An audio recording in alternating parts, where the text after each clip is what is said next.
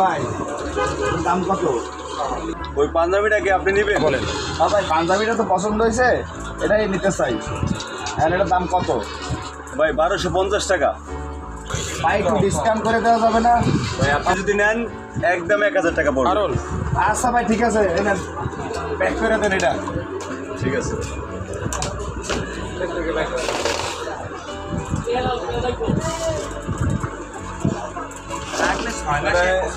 এই একটা শপিং দাও তো।